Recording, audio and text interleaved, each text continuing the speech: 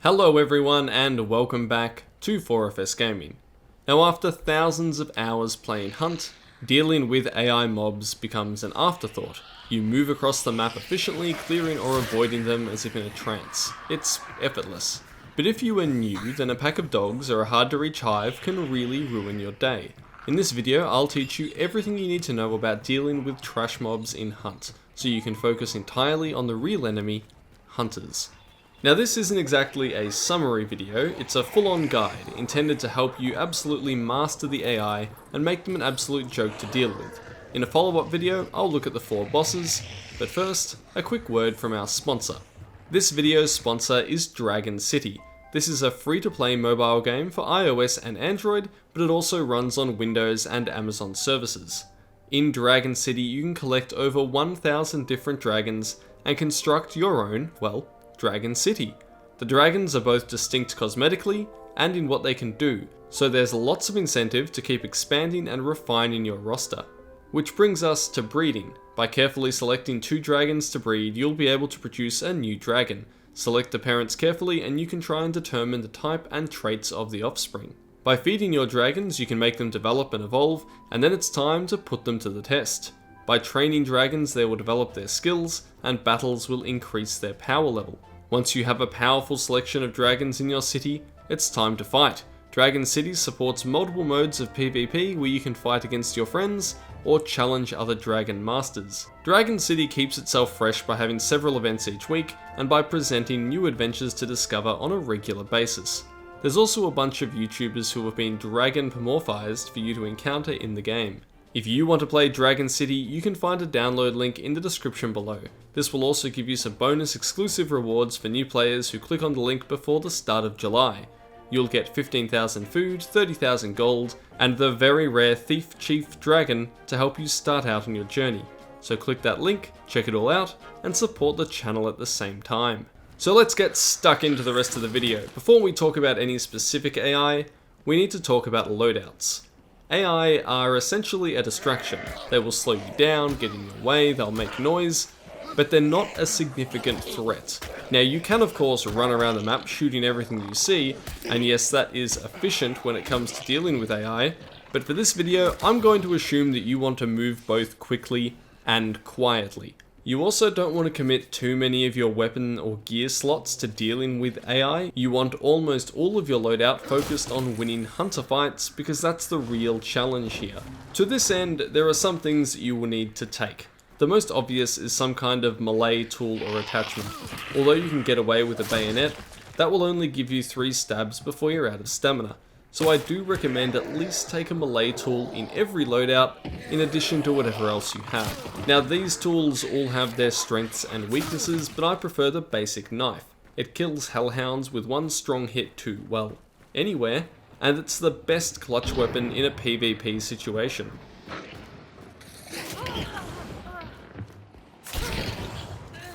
The dusters are better at killing hordes of grunts, and the knuckle knife is a very efficient AI killing hybrid, but in the end any of these will do the trick. It comes down to personal preference. I'd probably avoid the heavy knife, I think it's the weakest of the bunch. If you take a stabbing or a slashing melee tool, you will still need something to kill emulators. Now a full length weapon without a melee attachment will do fine here, but if you are taking 2 medium slot weapons, or if your large slot weapon has a bayonet or a talon, I would be taking either the dusters or the knuckle knife as your tool, otherwise emulators can become a bit of a problem. The other component in your AI killing toolkit is something to kill those pesky monsters at range.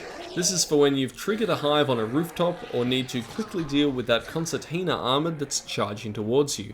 For me, I use the flare pistol, due to its speed at killing armoreds, but some people might prefer the fuses as a budget option, or even throwing knives because they're a little bit quieter. If you have a silenced weapon or a crossbow in your loadout, no problem, then you already have this covered. Now that we have all of the necessary tools, let's look at how to kill the various monsters in Hunt. We'll start with grunts. These are pretty simple. You hit them in the head with your melee tool. The tool you are using will determine where to hit them and how many times to hit them, Basically, if you're using a knife, a heavy attack to the head or chest lets you kill 4 grunts in 1 stamina bar, a heavy knife lets you headshot with a light swing, which is very stamina efficient. The dusters can do the same with a heavy punch and be extremely stamina efficient as well. With the knuckle knife, you can tap twice with the punch for stamina efficiency, or you can heavy stab if you need to keep running without slowing down. Now, it might seem pointless describing any other way to deal with grunts because they are so simple to kill, but when you run out of stamina they can still cause problems if there's a lot of them and you're surrounded. Fortunately, grunts cannot open doors or climb over fences, so by vaulting over even a small barrier, or even closing a door, or even just standing on top of a hay bale, you can render yourself immune to their attacks whilst either your stamina regenerates or they lose interest. Grunts, of course, can carry a range of weapons. Dr. Grunts are the most irritating as they will instantly apply tier 3 poison, so target them first. Then worry about the cleaver grunts, as they are most likely to take a health chunk from you if they land a stray hit. The torch grunts, they require 2 hits to set you on fire, so they aren't that problematic, and remember that if you are set on fire, any enemy that touches you will also get set on fire. So if you're out of stamina and surrounded by way too many grunts, let yourself catch on fire and watch them all burn for free. Just keep an eye on that health chunk. Grunts are pretty slow and they're going to lose interest if you move too far away from them, so running is often the fastest way to get through them while retaining stamina as you're crossing the map. Now we're going to move up the food chain to the hives. Now, hives are annoying because they are the only ranged enemy monster. Their swarms of bugs can be killed by bashing them or slashing them, but piercing weapons will take longer. A much faster way to disperse bug swarms emitted by hives is to simply kill the source, which is really easy. Run up and kill it with your melee tool. If you're fast, you won't even get poisoned, and if you do, it'll only last for a second or 2 at most. The problems start to occur when the hive is sitting in a place which is not easily accessible. This is where you use that ranged killing part of your loadout. Throwing knives work really well for hives, as do silenced weapons. I often don't carry either of these anymore, so I just use a flare pistol shot if I really need to clear a hive at range. If I'm moving through or I'm leaving an area, then often I won't even bother, and I'll just outrun the swarm until it dissipates. Perhaps more than any other AI, do not leave hives alive in your area if you start a gunfight with enemy players. They will really screw up your day and tend to poison you at the absolute worst time.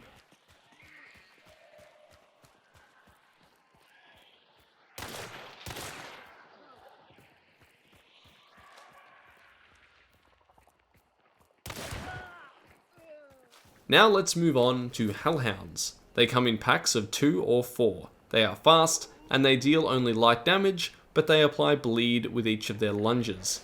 They are also very perceptive and will detect you from further away than most enemies. They sometimes come with helmets that protect them from headshots, and this is why I like using the knife. A full stamina bar and a knife means that you never have to worry about hounds again. You just tap them once each with a heavy attack and they'll die. It doesn't even have to be in the head.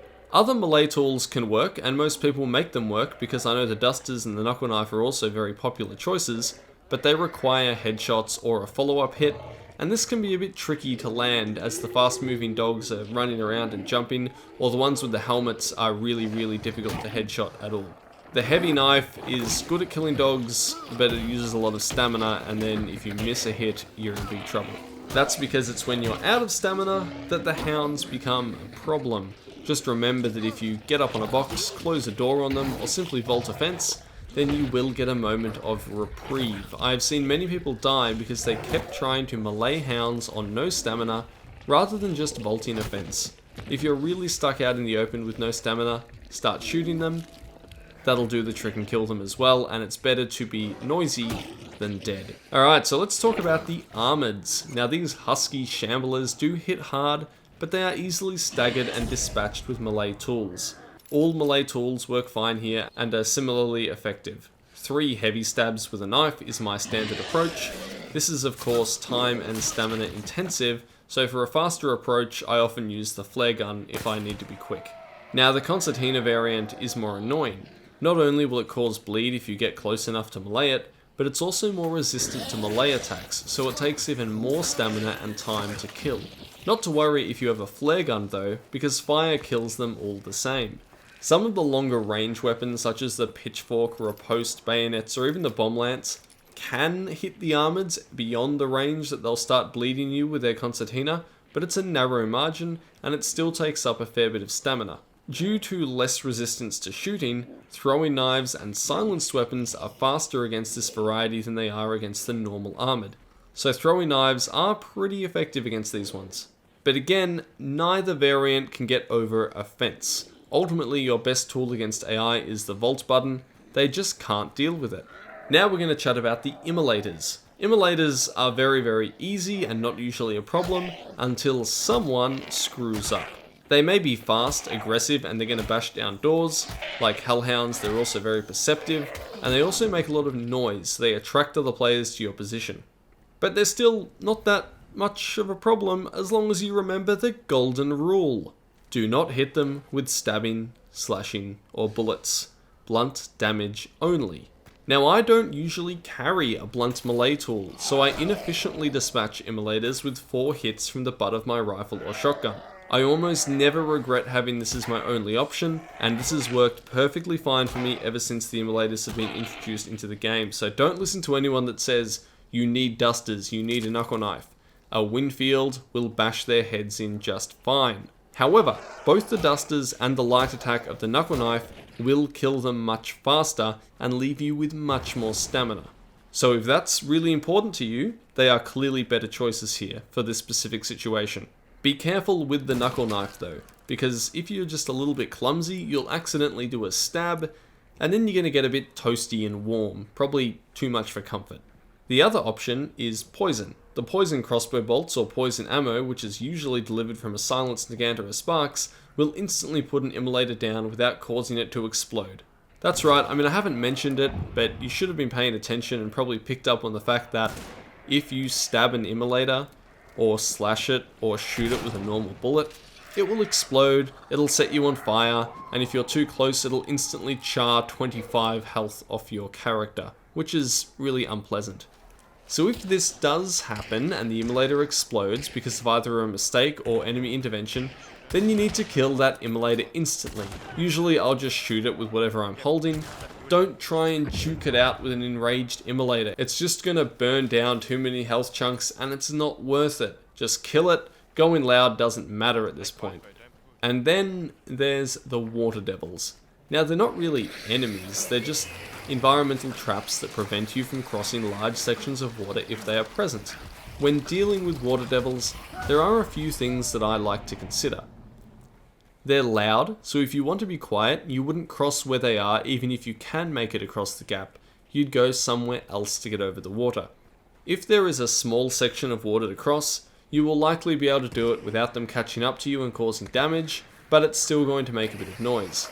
If there's a larger section of water infested with water devils and that's where you want to cross, or it's going to take you ages to go around, you can use throwing knives, crossbows, or silenced weapons to kill a water devil cluster temporarily. You will then have 10 seconds to get across before it reforms. In other cases, you will just suck it up and cross, healing once you get to the other side. This is risky if you feel any hunters at all might be nearby. The most important thing is to just remember to check a body of water for water devils before you cross. Getting caught by them as a surprise is very painful. To finish up, we have one more nasty monster to discuss, and this one kind of counts as 2. Meatheads and leeches. Meatheads are big and ugly and they come in 2 variants. Blade variants will cause more damage and also bleeding, and they're much more dangerous than the pick variants. Now these ones still hit hard, but it's nowhere near as bad. Meatheads are blind and deaf, so if you get near them they're going to swing around their weapons randomly. The main way they track you is through their leeches. A leech will move towards you if you get too close, and if it gets right up and squeals, then any meatheads in the area will home in on your position. A leech attack deals very little damage if it hits, but a high intensity of poison, and meatheads can also see poison. Once you are poisoned from any source, they will charge towards you. Luckily, you can usually outrun them, or take my standard approach and jump over a fence. They are only a real threat when you are surprise poisoned by a hive or something else when near a meathead, and suddenly you have to worry about them chasing you down, on top of whatever else it was you were already dealing with. Almost 100% of the time, you can just avoid meatheads. They don't chase you unless you are poisoned or literally go up and hug them, and they can be outrun very easily and don't follow very far. However, sometimes a meathead is on a clue. Of course, the serpent trait is the best way to deal with the situation, but without that, if you're in a team, I usually get one person to run up and get detected by the meathead will run off to chase them, and then someone else goes in and picks up the clue. Now, there are circumstances where you'll want to kill meatheads, either for the Book of Monsters, for the XP, or for the chance that they have of dropping trait pickups when killed. There's no really fast way to do this silently. The best way to do it is to just shoot them or blow them up, use any fire at your disposal, poison them, a combination of all of it, because they have so much health. If you want to be silent, you can use a combination of lanterns and an axe, and this can do a reasonably good job. It still takes a little while, so make sure you're not about to be ambushed. Oh, and do yourself a favour. If you have never stuck a meathead with a bomb lance shot, go and do that now. It's beautiful. Okay, so that is how to deal with all of the monsters in Hunt, except for bosses of course. But I do have a few more general tips to help you deal with AI. Firstly, ask yourself, do I actually need to deal with this AI? Obviously you clear them from areas you are inhabiting, or if you're about to be in a fight, but when moving across the map you can outrun almost everything except for hounds and emulators, and it's usually faster and quieter too. Secondly, silence is overrated. It's better to be loud in a good position than staying quiet when out of stamina and getting torn apart by AI. If you're out of stamina in the open and vulnerable to any approaching hunters, just shoot to get out of that situation faster. Guns make all AI a joke in terms of difficulty. There is also a piece of gear that makes you win against pretty much all AI, and it's the extremely useful stamina shot. This allows you to kill anything in melee over and over without worrying about stamina, including bosses. It also allows you to outpace most AI and enemy hunters. And it's just really handy all around because it's good to go fast. It does only last 10 minutes, so you need to pick your moment and use it carefully. The small stamina shots are pretty useless, however, they just don't last long enough. Now, if you really never want to have to worry about AI, you could also think about taking a silenced Nagant with poison rounds. I see this as a bit of a waste of a weapon slot because you could take something that's far better at killing players. But the ability to just one-shot emulators, two-shot any armoreds, and do it all very, very quietly is pretty nice. Give it a go, but don't get reliant on it, please. And that brings us to the end of this guide. If you have any questions, please don't hesitate to ask in the comments below. Sometime soon I'll be working on a guide for the 4 bosses, and I'll be talking about how to kill them most efficiently without leaving yourself vulnerable to enemy players. And remember that if you want to download Dragon City, this video's sponsor, you can use the link in the description below to get a bunch of exclusive rewards before July the 1st, including 15,000 bonus food and 30,000 bonus gold, and of course the Thief Chief Dragon. It will also help support the channel. As always, thank you to our Patreon supporters, and also to you guys for watching. This is Ascendance from 4FS Gaming.